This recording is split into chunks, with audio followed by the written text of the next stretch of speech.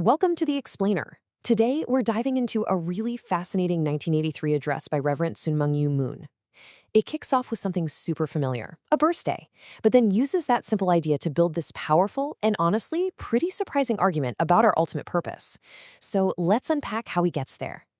The entire speech really funnels down to this one single idea, that God would rather we build his kingdom on earth than throw a party for his birthday. I mean, that's a pretty radical thought, right? It almost flips the whole script on what worship is supposed to be about. So what's the logic that actually leads to such a bold conclusion? To really get it, we've got to follow the argument step by step. And believe it or not, it all starts with that simple, universal concept of a birthday. Okay, so the speech begins with a pretty simple premise. Everything that's been created, from the most mundane little things to the most monumental, has a birthday, a specific day it came into being. I mean, think about a microphone. It was manufactured on a certain day in a factory somewhere. In a very real sense, that's its birthday. Or, a suit. Its birthday isn't just when the last thread is sewn, but maybe it's the day it leaves the factory, all ready to start its new life, so to speak. And this logic scales way up, even to something as huge as a country. The United States, for example, has a birthday, the day it was legally declared a nation. So if everything that's created has a birthday, then what about God? The question seems almost childishly simple on the surface, but the answer the speech gives is surprisingly complex. All right, here's where we hit the core of the paradox. For you and me, a birthday is one specific day out of 365. But for a being like God who exists outside of time, well, you could say every day is a potential birthday. But here's the catch, and it's a big one. You can't celebrate your own birthday. Someone else has to do it for you.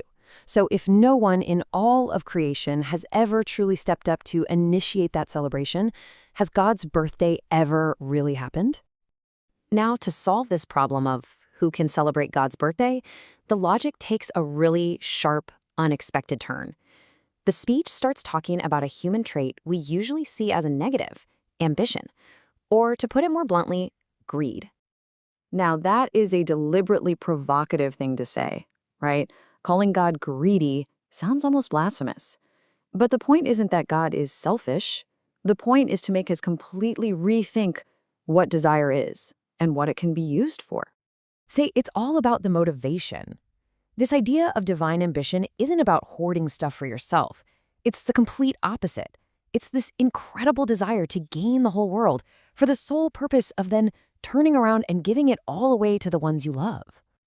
The speech lays this out in a simple three-step process. First, you have to have the ambition, that drive to gain the world. But second, and this is the crucial part, that ambition has to be fueled by love, by the desire to give it to others. And finally, you give it all away. The argument is that ambition is just an engine. It only becomes righteous when love is steering and its final destination is selfless giving. Now, to make this idea of selfless giving feel less like a theory and more like something real, the speech uses this incredibly powerful analogy, the parable of the parents. The story is about a family with 13 children. That number, 13, isn't just random.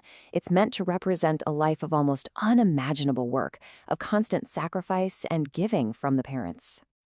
In the story, the parents just work and work, giving every single thing they have to their kids, their food, their clothes, their energy, their entire lives, until they have literally nothing left for themselves.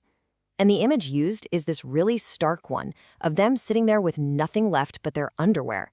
And this image leads to the central question. So, when you picture that scene, what do you see? Do you see misery? Abject poverty? Well, the speech argues that no, this is the absolute peak of happiness. Why?